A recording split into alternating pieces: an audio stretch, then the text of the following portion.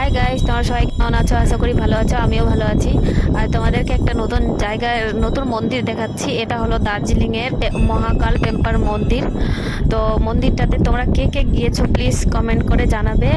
আর মন্দিরটা কিন্তু তো আমার অনেক সুন্দর লাগলো, অনেক সুন্দর জায়গাতে আছে মন্দিরটা। আর মন্দিরটা যদি বারবার যেতে পেতাম অনেক সুন্দর হতো। তো মন্দিরটা যদি তোমাদের ভালো লাগে তাহলে একটা লাইক কমেন্ট শেয়ার অবশ্যই করবে। আর তোমাদের কেমন হলো একটু